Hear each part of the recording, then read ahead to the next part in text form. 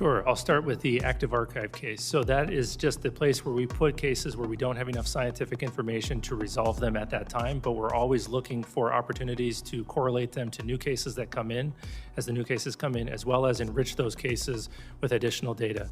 We do have one example that I'm aware of where we were able to correlate a number of observations of interesting lights in the sky, and eventually we concluded that it was multiple people observing Starlink flares, just as an example. 3 cases that merit analysis that we're working on right now. One we might be in the process of resolving, but nonetheless is still interesting. The first one was brought to us by a law enforcement officer out west, where he observed a large orange orb floating several hundred feet above the ground a couple miles away. He went to investigate what was going on with that orb. And as he was pulling up to the location where he thought would be below the orb, about 40 to 60 meters away from some object the area was well lit, he saw a blacker than black object. He said it was about the size of a Prius, 4 to 6 feet wide. And as he got 40 to 60 meters away from the object, it tilted up about 45 degrees, and then it shot up vertically. He says 10 to 100 times faster than any drone he's ever seen before. And it did that without making a sound, as far as he could tell from inside of his vehicle. And just as it left his field of view through his windshield, then it emitted very bright red and blue lights that illuminated the inside of his vehicle as brightly as if someone had set off fireworks just outside his vehicle, or street flares. I am here to discuss the so-called flying saucers. We know now that in the early years of the 20th century, this world was being watched closely by intelligences greater than man's. Did the CIA write Wind of Change by the Scorpions? As humans busied themselves about the various concerns, they were scrutinized and studied. Dr. Loeb, what percentage chance do you give it that you have indeed uncovered extraterrestrial or non-human technology? With infinite complacence, people went about their affairs, yet across an immense ethereal gulf, intellects vast and unsympathetic drew their plans against us. All of a sudden, a stick out of nowhere landed right in front of us, and there was no tree, nothing overhead. Something threw it at us. Yeah. All things unexplained. So some of that, I think, sir, we'll save for closed session. All Things Unexplained is free to watch on YouTube and listen to wherever you get your podcasts. If you would like to support our show, you can visit our YouTube store. Additionally, you can find us on Venmo under All Things Unexplained. Be sure to check out our website, allthingsunexplained.com. All proceeds from the sales of Dr. Mounce's books on Amazon and Audible also go straight to our show. Hey, Unexplained Ones, this is Dr. Mounce, and you're listening to Testimony on UAP and Oversight of AARO, the Defense Department office that deals with reports of UFOs. During the hearing, the agency's director, Jon Kosloski, fields questions on national security, whistleblower protections, and information sharing. The hearing before a Senate Armed Services Subcommittee is about 45 minutes. This hearing will come to order. I'd like to first thank our witness, Dr. Jon Kosloski, for testifying. He is our newly appointed director of the All-Domain Anomaly Resolution Office, or AARO, an office Congress established in the fiscal year 2022 NDAA to investigate this very serious problem of unidentified anomalous phenomenon, or UAP. Dr. Kosloski comes to AARO from the Research Directorate of the National Security Agency, where he worked in areas of optics research and crypto mathematics. He previously served at the DoD Special Communications Enterprise Office. We look forward to regular engagements between you and the committee. When unidentified anomalous phenomenon enter our airspace, we need to know about it. We need to identify it, but in order to do that, we need to reduce the stigma and credibility challenges associated with these events. Our service members, scientists, foreign partners, and the general public need to know that their reporting, research, and analysis will be taken seriously and acted on in good faith. In the spirit of transparency, AARO recently released a consolidated annual report just a few months after releasing the first volume of the historical record report in March of this year. These public documents help highlight the challenges still facing this office, including the lack of timely and actionable sensor data, the need to revisit cases placed in the active archive, and the importance of improving reporting sources, both in the interagency and internationally. In this hearing, I want to probe a series of specific issues. First, as incidents at Langley and elsewhere have demonstrated, unmanned aerial systems, or UAS, continue to pose significant threats to our national security. In addition to safety of flight issues these UAS create for our own pilots and aircrew, the UAS present clear and undeniable counterintelligence concerns around some of the most sensitive airspace. While standard UAS are not part of AARO's mission, your work on sensors at military installations across the country will be critical to making sure that we have the domain awareness necessary to accurately identify and track these objects. I expect your office to also pay close attention to any anomalous characteristics that these systems could present in the future. Second, I look forward to your presentation of 3 case studies demonstrating cases that AARO has resolved, including the Go Fast, which is one of the most prominent UAP cases. However, I believe it is important to acknowledge ongoing public interest in the Nimitz incident, the gimbal video, and other prominent UAP cases, and for AARO to share what it can about those cases as well. It's also important that AARO speak to unresolved cases and what types of anomalous activity have merited further analysis. And while I know AARO has gone through a period of transition over the past year, it is important to share these disclosures, both resolved and unresolved cases, with the public, even when a Senate hearing is not scheduled. Lastly, while some have been hesitant to come forward to AARO in the past, I hope that potential individuals with firsthand knowledge of unreported programs view your arrival in this position as an opportunity for a new start. AARO was created by Congress to do this work. Congress waived non-disclosure agreements for those who disclose information to AARO and gave AARO the authority to go and turn over every rock. I hope those with information to share use this opportunity so that we, as your senators who represent you, can do our jobs. I look forward to hearing more on these issues from Dr. Kosloski and for members to start a dialogue on this important topic. With that, I would like to turn to Senator Ernst for her opening statement. Thank you, Madam Chair, and thank you, Dr. Kosloski. Our hearing today is about identifying UAPs and understanding their potential implications, which could range from technological advancements to potential threats to our national security. Are these phenomena tied to foreign adversaries such as China or Russia, leveraging advanced technologies beyond our current capabilities? Or do they represent unknown scientific phenomena that challenge our current understanding? We must answer these critical questions to ensure that our national security is not compromised. It is vital that all agencies work in tandem to aggregate data, identify patterns, and develop robust analytical frameworks. Our ability to detect, track, and respond to UAPs requires the latest technology and full cooperation from all government branches. Thanks very much, Dr. Kosloski, for your attention to this matter, and I look forward to the valuable insights that you and AARO can provide to our committee, and I yield back. Thank you. Dr. Kosloski, please make your opening statement. Thank you, Chairwoman Gillibrand, Ranking Member Ernst, and distinguished members of the subcommittee. It is a pleasure to be here on behalf of the Department of Defense as the new director of the All-Domain Anomaly Resolution Office. I appreciate the opportunity to provide a status update on AARO's work and respond to your questions about Unidentified Anomalous Phenomenon, or UAP. On behalf of the department and the entire AARO team, I want to say how grateful we are to Congress for its continued support.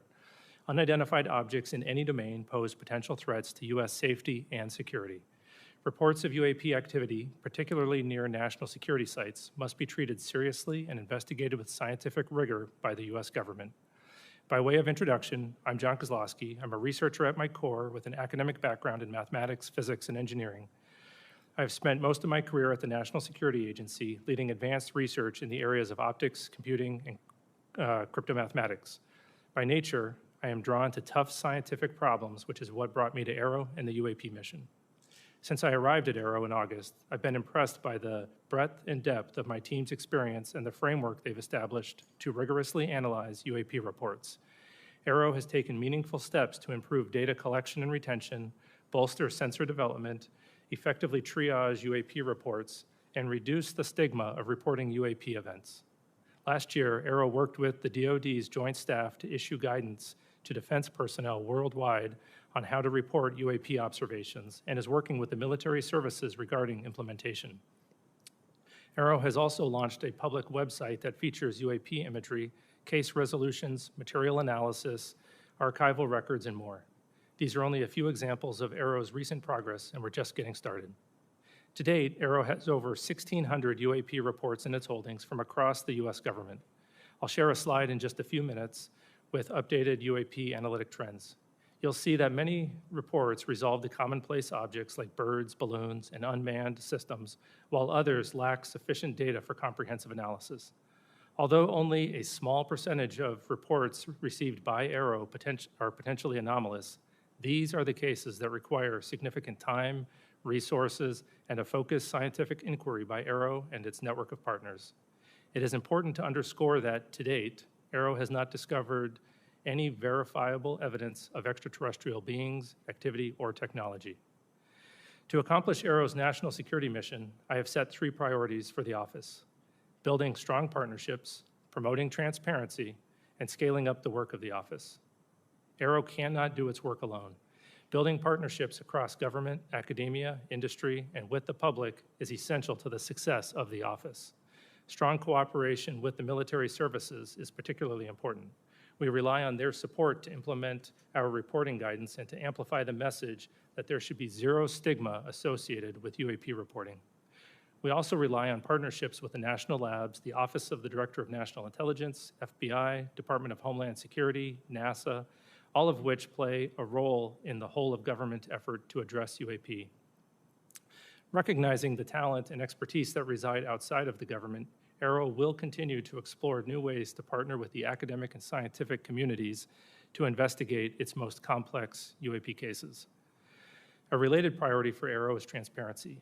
Our ability to collaborate with key partners, including the scientific community and the public, relies on information sharing, to include downgrading and declassifying UAP-related information.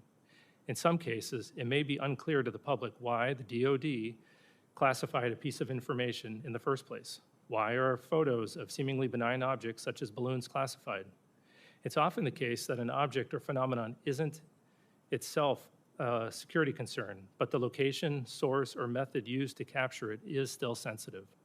Many cases are difficult to quickly release to the public, but are reported to the appropriate committees in Congress that are authorized by law or House and Senate leadership to receive the information. It is important to note that AARO does not unilaterally declassify information. Instead, we work with the originator of a classified record to ensure that declassifying that record does not inadvertently harm national security. This can take time.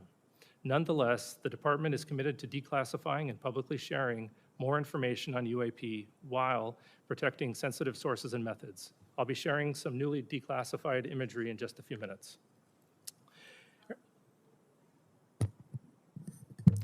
AARO is also working closely with the National Archives and Records Administration to make UAP-related documents publicly available in a digitized collection. Meanwhile, AARO continues to review the U.S. historical record relating to UAP. We welcome any former or current government, civilian, contractor, or military service member with relevant information to reach out to us at www.aaro.mil. My final priority is scaling up AARO's work to match its mission. AARO needs to bolster the quantity, quality, and diversity of data that it acquires and examines. This means tapping into existing data sources within the interagency while deploying AARO's own organic sensor capabilities. To the extent that UAP results from the domain awareness gaps, more and better data will help us fill those gaps and help us understand what is being encountered. In closing, AARO is committed to the highest standards of scientific integrity. We will not foreclose on any explanation for UAP prematurely. We will continue to follow the science and data wherever they lead. We will continue to have an open and frank dialogue with Congress in settings like these and in classified briefings. We will continue to keep you fully and currently informed of all UAP information, active or historical. And finally, we will share as much information as possible at the unclassified level to inform the public of AARO's activities and its findings.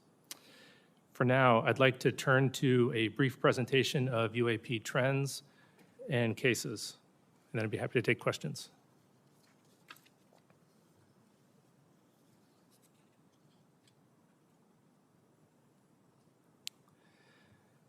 Okay, this chart represents the UAP reporting since 1996, and as has previously been discussed by AARO, that sensor placement seems to have caused a bias in our data, both geographic and at altitude.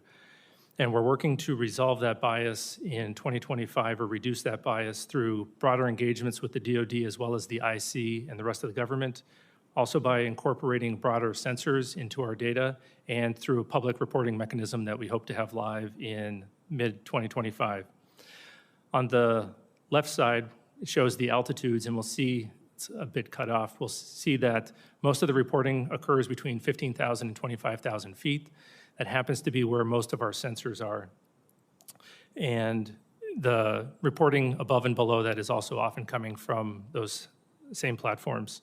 In the center, we'll see that the resolved cases have the vast majority being balloons and UAS. We're seeing a great increase in satellites recently, particularly with the launch of mega satellite constellations such as Starlink, where the satellites are catching what is called satellite flares or glint off the sun just after sunset or just before sunrise. And on the rightmost, we'll see the morphology or the shapes that have been reported. The majority have been lights or orbs. We think that there's going to be an increase in the lights with the mega constellations, but our most interesting cases, some of which I'll discuss later, are actually the shapes such as the triangles or the cylinders. And at the bottom, we'll see the geographic bias that I mentioned before, where most of the reports historically had been near the government sites.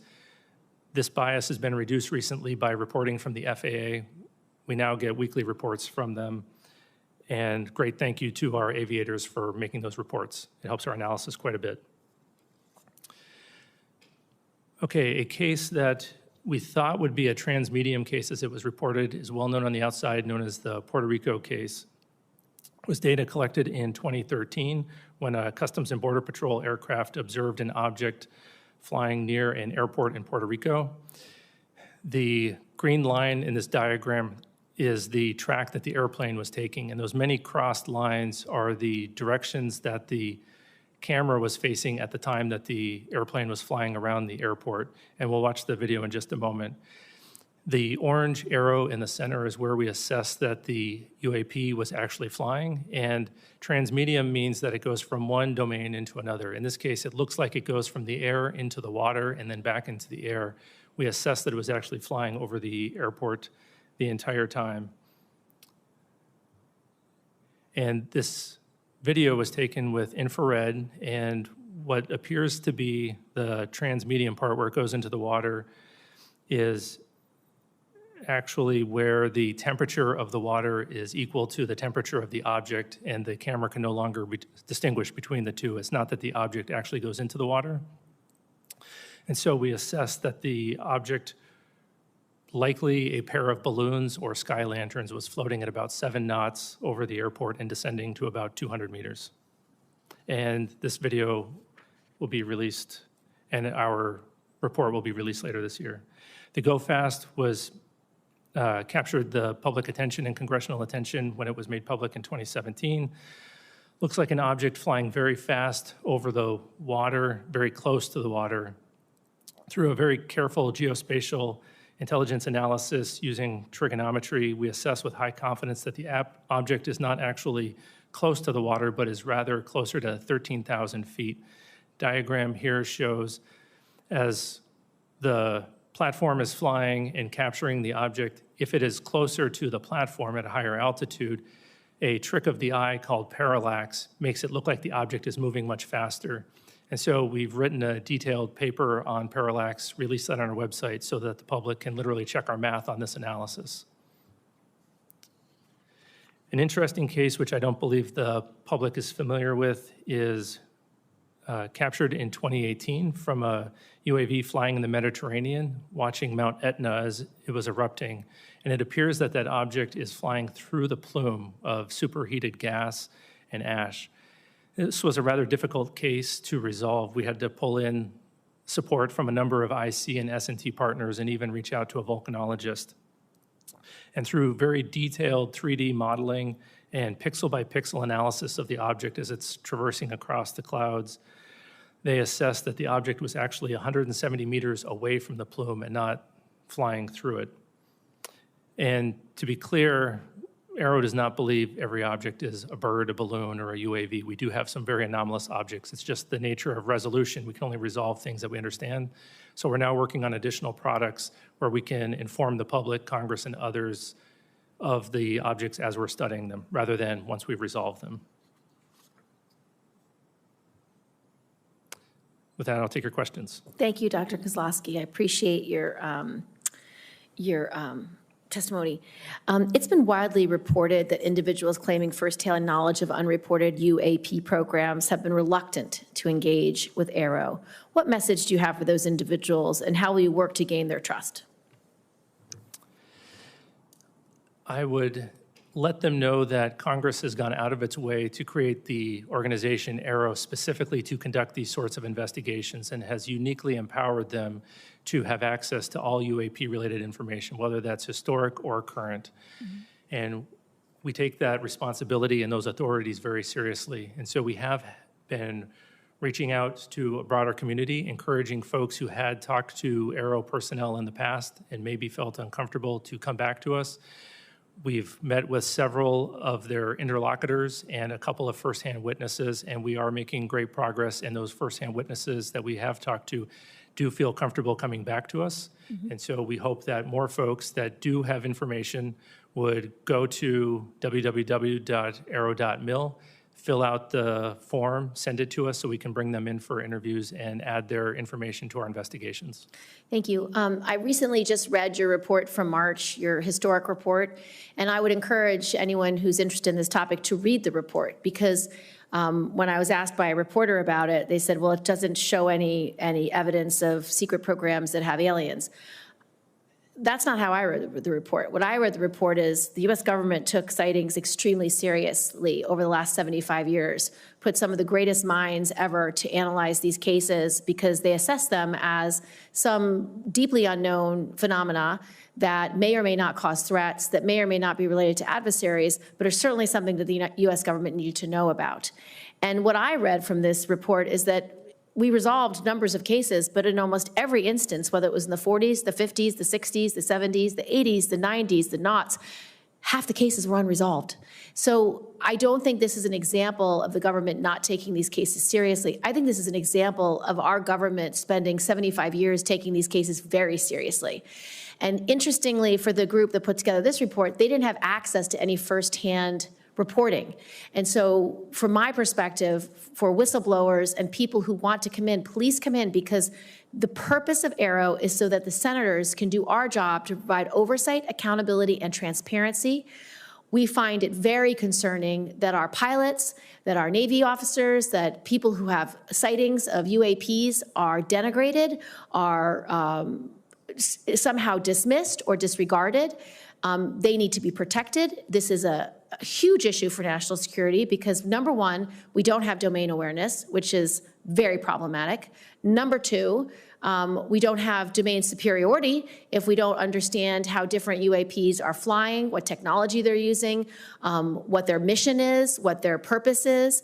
And at the base level, we have so many UAPs around our bases, around our military sites, around our nuclear sites, that it's deeply disturbing that adversaries at a minimum could be using these opportunities to spy, to glean intelligence that will harm our long-term national security. So I'm grateful that you're taking the whistleblowers very seriously. I'm grateful that AARO is trying its best to integrate the private sector, the public, into their work. Interestingly, in this hearing, we heard that the FAA is now working hand in glove, which is very helpful. We want this public-facing accessibility to be put in place by 2025 so that people can upload their videos, their data, their reports. I've met with people who have followed this issue for decades, and they have thousands of examples, thousands of pieces of data that ultimately I want uploaded into AARO so you can cross-reference historic information with current information, because this group at AARO are the best scientists that we can find anywhere, and they will do the work that's needed to be done. So I just want to thank you for that. And then with my last 42 seconds, can you tell us about any of the cases that merit further analysis by your IC and science and technology partners? What is it that makes these cases anomalous? And a large number of reports are placed in the active archive because AARO does not have enough information. What might prompt you to reopen a case like that, and do you have any examples?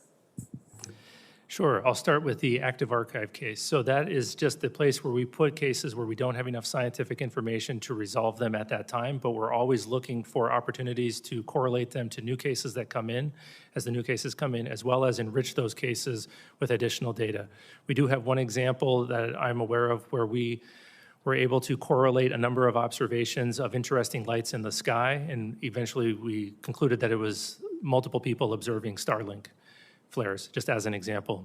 3 cases that merit analysis that we're working on right now. One we might be in the process of resolving, but nonetheless is still interesting.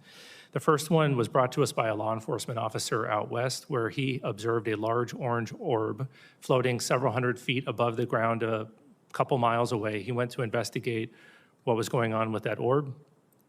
And as he was pulling up to the location where he thought would be below the orb, about 40 to 60 meters away from some object the area was well lit, he saw a blacker than black object. He said it was about the size of a Prius, 4 to 6 feet wide. And as he got 40 to 60 meters away from the object, it tilted up about 45 degrees, and then it shot up vertically. He says 10 to 100 times faster than any drone he's ever seen before. And it did that without making a sound, as far as he could tell from inside of his vehicle. And just as it left his field of view through his windshield, then it emitted very bright red and blue lights that illuminated the inside of his vehicle as brightly as if someone had set off fireworks just outside of his vehicle, or street flares. So that's anomalous because of the size of the vehicle with the great acceleration, and when he came back to investigate that area, he found no disturbance of the ground beneath it. So that's one interesting one. Another one comes to us from Southeast US. There was a U.S. facility where 2 cars of government contractors were leaving the facility around 9 o'clock in the morning. They looked up in the sky and saw a large metallic cylinder about the size of a commercial airplane, and it was stationary. They observed that there was a very bright white light behind or around the object. They saw it stationary for 15 to 20 seconds, and then it disappeared. Obviously, an object that large, stationary, unless it's a blimp, is unusual, but then disappearing, we can't explain how that would happen. And then the last case was interesting. We had a aircraft that was flying parallel to another aircraft, and it was capturing imagery of it, and a small-looking object appeared to fly between the 2 of them much faster than them. Through very careful analysis, we think that the object might have actually been further away than the object that it was videotaping, but it requires very careful analysis to come to those conclusions, and we don't have the metadata to support that yet. Senator Ernst. Yes, thank you, Madam Chair. And Dr. Kosloski, you mentioned that you do work with the intelligence community. You're working with the FAA. Has AARO involved academia? Have you gone to universities? Do you have outside organizations that you are working with? And if so, can you walk us through some of that collaboration? Sure. Right now, most of our collaborations that are veering towards academia are with university-affiliated research centers associated with universities or with FFRDCs. Our partnership with universities, I would say, is lacking right now. We have some one-off associations with university professors.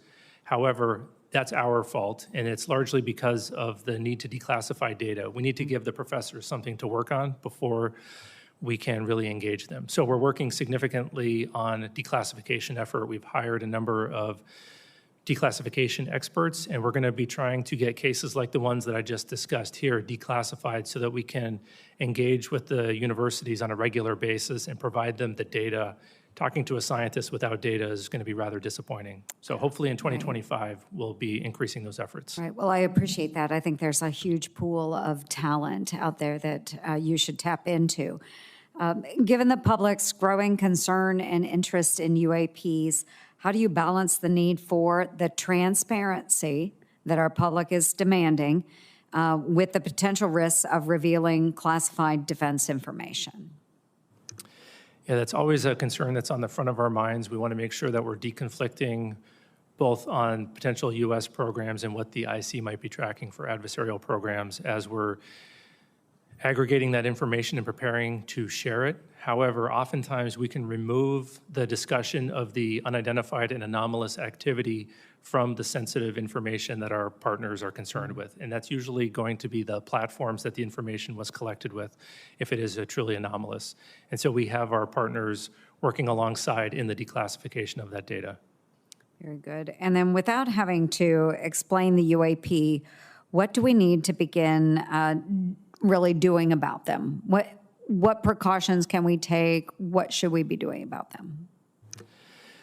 I think that removing the stigma, reducing the stigma is the first step. We need to make sure that we're having honest and transparent conversations about them, because if we're hesitant to discuss them, then it opens the opportunity for an adversary, as you had mentioned earlier, Senator Gillibrand, to come in and conduct some activity. So we need to do that, and we need to have more persistent monitoring and understand that whether it is a UAP or a counter-UAS issue, that we need to have that complete domain awareness around our national security facilities. Wonderful. Thank you. Thank you, Madam Chair. Just a couple of follow-up questions. We didn't discuss in this setting the most recent UAP or UAS encounter with bases like Langley. I know that the incursion by UASs that were publicly made available through the press that took over 2 weeks was fairly alarming to senators because there was a question about what technology they were using. There was a question about why it was so hard to detect. Can you speak to how AARO will be integrated into the review of these kinds of cases and how you can be helpful to both the intelligence community and the Department of Defense in analyzing or being able to more quickly analyze what's knowable and what's not knowable, so that, because once you do identify it as a drone, for example, it then goes to the right department at DOD or the intelligence community to assess, deal with, or take down as the incident might be. But to talk to us a little bit about what role you can play for both the DOD and the IC community in these kinds of incursions that are happening when we don't know what tech is being used and we don't understand a flight pattern or we don't understand how they arrive and depart in the way they do.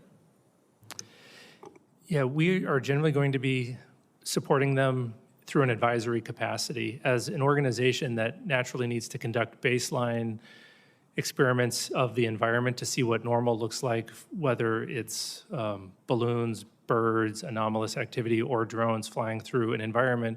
We're going to gather a lot of data that will allow us to characterize an environment very well and then detect and follow those tracks, hopefully rather efficiently. There's also a lot of overlap in the type of sensors that are going to be used for the counter-UAS mission and the UAP mission, whether that's active detection like radars or passive like cameras. And so as AARO is trying to push the bounds on detectability for UAP, we're hopefully going to have best practices that we can also provide to the counter-UAS, and potentially we might have additional technologies that we can offer them to support. I'd like to just address a little bit of reporting and feedback. As you know, AARO is required to develop a mechanism for the public to report UAP information. Now that that mechanism for current and former military, civilian, and contractor personnel has been established, can you speak to AARO's plans for a public reporting mechanism, and how did AARO arrive at this approach, and were other options considered? And second, for pilots and operators who have reported a UAP, what feedback, if any, has AARO provided to these individuals related to what AARO is doing with their report and how the report has been resolved? How does such feedback or lack thereof impact the frequency of UAP reporting? Yeah, the public reporting mechanism that we've decided to go with is going to look similar to the reporting mechanism that we currently have for historical events, where we're going to ask folks to go to our website, download a PDF form, put in the narrative for their account, and then email that to us with accompanying media. Usually it'll probably be imagery. We went with that option because we thought, one, we could do it rather quickly, we could do it efficiently, make it very cost-effective for the taxpayer, but also we think we can gather all the data that we're going to need to conduct our analysis, and then we're going to have that feed into an automated processing system that will cross-correlate that against all the other public reported cases as well as the U.S. government cases. We did consider a number of other reporting mechanisms as to include automated online forms as well as cell phone apps, and we ultimately decided that this would be the safest, cheapest, and easiest to maintain in the future while protecting the private information of the individuals who are reporting. Regarding the feedback from the resolved reports, right now we don't have a good feedback mechanism. It's fairly informal. We're working on building a case management system that AARO will use at all classification levels, and hopefully in that we'll be able to provide feedback as the case is going through the resolution process. We have multiple phases.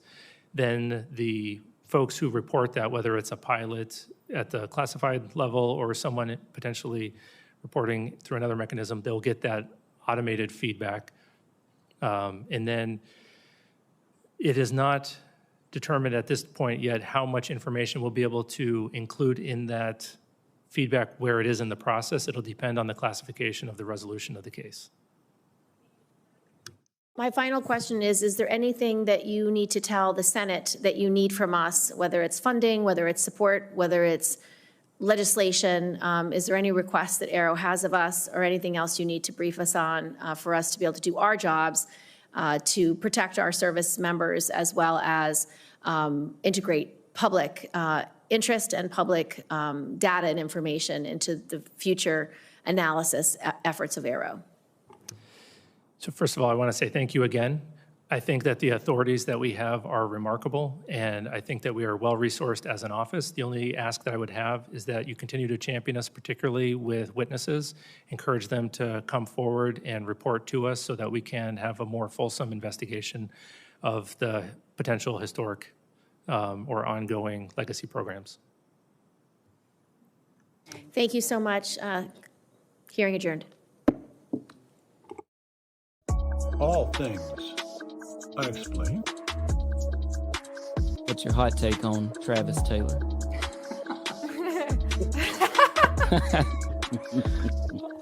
I've got an exclusive for you guys if you want it about the Alaska. We do. Okay. Dr. Taylor was revealed to be the chief scientist of the UAP task force with the Pentagon. So some of that, I think, sir, we'll save for closed session. All Things Unexplained is free to watch on YouTube and listen to wherever you get your podcasts. If you would like to support our show, you can visit our YouTube store. Additionally, you can find us on Venmo under All Things Unexplained. Be sure to check out our website, allthingsunexplained.com. All proceeds from the sales of Dr. Mounce's books on Amazon and Audible also go straight to our show.